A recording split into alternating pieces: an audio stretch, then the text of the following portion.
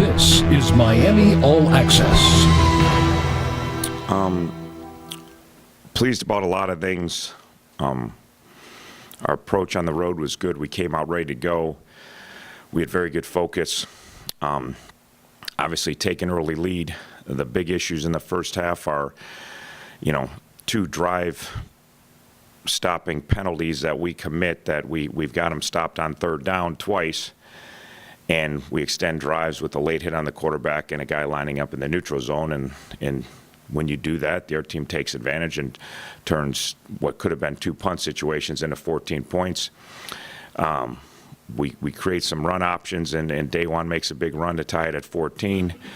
And we go into halftime feeling pretty good. Our defense is kind of settled in. We've been able to throw and run somewhat effectively, for us pretty effectively. We felt like there was opportunities there in both. We're not working at the efficiency we want on offense, but we're working at a higher efficiency every week. Second half, we come out, obviously, get a lead, continue to play. Then it becomes back and forth. We give up a drive. We get beat on a reverse pass. Again, kids not staying focused and not being disciplined and not doing their job, but they miss the extra point. It's 21-20. They take the lead. We get an opportunity to go for it on fourth down. We take the lead back. There's 14 minutes left. You're on the road. You lost 56-14 or something to them a year ago. You're feeling pretty good about life. And then from that point, really, it's a mixture, but mostly it's a big physical Buffalo offensive line wearing down a smaller Miami front seven. And did we misfit some things? Yeah, but really credit to them. They kind of pushed us around a little bit in the fourth quarter, which we really haven't been pushed around, and they really hadn't pushed us around the first three quarters.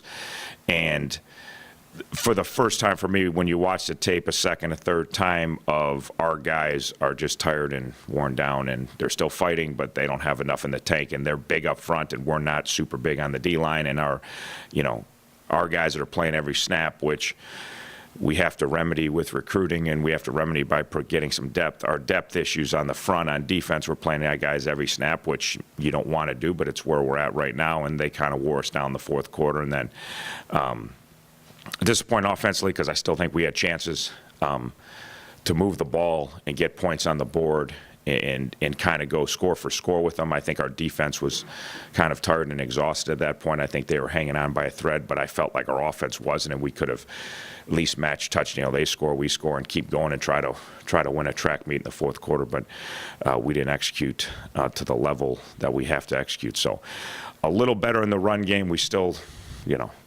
we're 3 on a scale of 1 to 100, but we're starting to at least be able to run the ball somewhat effectively at times, and at least be able to manage a game better.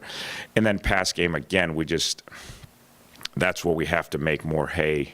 We had, we threw for a bunch of yards on a few completions, but there's still a lot of plays out there that, between protections or out running and throwing the ball, we have to get better, because that is the strength of what we do. So we have to continue to get better. We need to make at least one more play to get the game tied, or 2 more plays to win it, and they were out there to make, and we didn't make them. So again, didn't think we played bad at all. Thought we played very good for 3 quarters and 2 minutes, and we've got to execute in the fourth quarter, which we haven't been able to do, and we have to somehow, I think, defensively find a way to, if the game is going to go that way, have fresher troops out there at the end of the game. And I don't know that there's a easy answer for that question, but we're gonna keep searching to try to figure it out. Hendricks was 12 of 38, but he's still threw for 238 yards. Is that? It's not a very good completion percentage, but still. Yeah, we got to complete some more, but we weren't going to go with what they do. I mean, they load the box and play basically man coverage on the perimeter. And they did, even like at the end of the game when I thought it was a 2-minute situation, there's still 8 guys in the box. I was shocked. I'm like, they're giving us a chance. Like, we just throw one-on-one and make a play, we're going to tie the game. Even we had 80 yards to go. They still were. It's what they do, and it's why they win. They run the ball and they stop the run, just like we talked about last Monday. They run the ball and they stop the run. That's a good formula for winning games. So, but we need to be like 16, 17, 18 for 38. We'd had 300 yards and we win the game. We didn't need that many more completions, but we needed more than 12. In the past, you've mentioned that come the fourth quarter when it's a close game, there's kind of two mindsets for the players. They're either trying to do too much or they're almost a little afraid.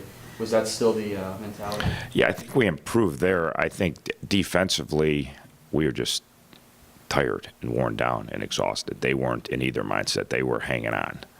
They were hanging on, which was a problem because that's what big physical running teams do to you. They get better and better and better and better. And as the game goes on, it gets harder and harder. And they're big, big, big up front. And our lack of size is, we've talked about since we've been here, is a major, major issue. And that only goes away.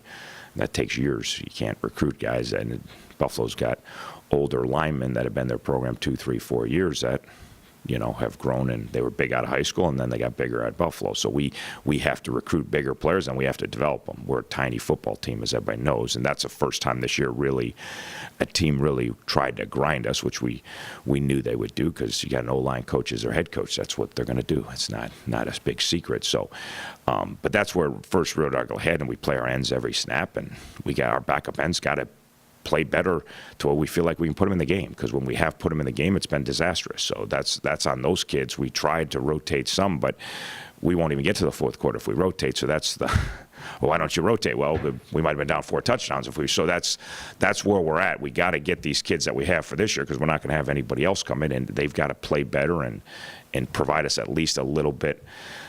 For those edge guys, particularly who are undersized and are playing every snap against 2 tight end offense, it's very difficult. How much did it hurt you in the fourth quarter when day one, or the second half when day one went down? Yeah, obviously. We don't have our starting center. We lost our starting left guard, and now we lose our starting tailback, who obviously, since we've moved him back to tailback, it's created a new element for our whole offense. And obviously, when you get him into space, he's one of our 2 or 3 most explosive athletes on our football team. So obviously, and there's a lot of things he can do out of the backfield as far as catching the ball. So you have more limited options, and you're way more predictable when you want to go to your empty sets. You're actually bringing in wide outs, where when day one's in there, they don't know if you're an empty or have a back in the backfield. And then when have Spencer in the game or Treddy or Paul in the game, then they know we're more conventional. So it definitely limits what you can do, and then it limits also your ability to attack people with them not knowing. Any update on Scott and Brown's health? Yeah, they're hopeful to go for Saturday. It's too early in the week to tell, but they're not like long season-ending injuries. It's just stuff that we got to get them rehabbed, and we got to fight through, and they got to play. Otherwise, obviously, it hurts.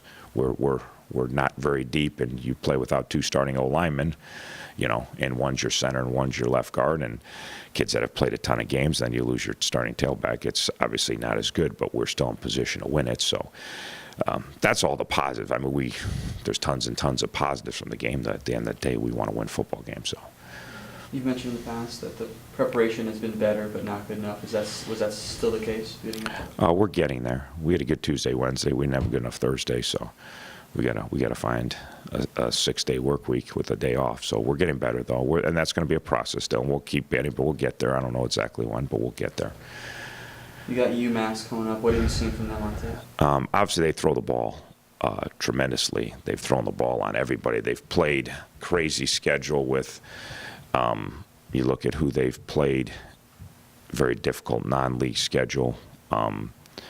They've been able to score on everybody, and they had Vanderbilt. It's unbelievable. We feel bad about some of the games we've lost. Felt like we should have, would have, could have. If you watch our Vanderbilt game, it's unbelievable that they played great and they led the whole way.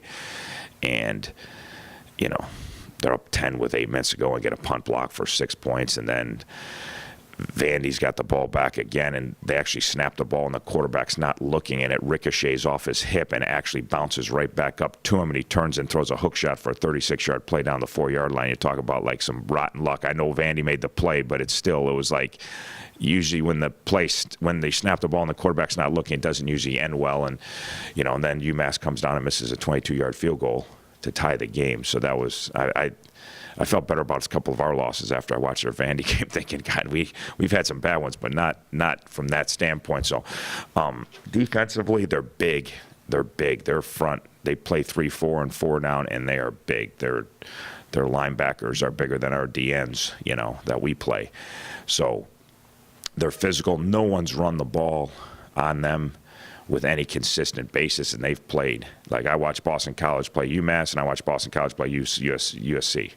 Boston College ran all over USC, and they had a very, very, very difficult time running the ball on UMass. So that wasn't too exciting for me, since we're not the most potent running team in America. So, but they're staunch up front, and then they do a good job with their 3 and 4 down. You have to figure out what they're in. So your run games and your run schemes change based on 3 and 4 down, and then obviously your protection change based on 3 and 4 down. So they do a good job of mixing those up. Are you anticipating they'll stack the box, or will they kind of lean back and dare you to run the ball? No, I mean, I think they'll do what they do. They've played pretty solid defense. They've played some really good opponents. But I think they'll mix in their 3 and their 4 down stuff, and I think they'll mix up their coverages. They do a variety of stuff. I don't what they heavily more lean on. I'm not exactly sure till we get till Saturday, but I think they'll do what they do. They're pretty good at it. After So. 3 straight road games, is it nice to be back at home for a change? Yeah, it's always nice to be at home. I don't mind the road, but it's nice to be at home. It's obviously a easier week than leaving Thursday night, and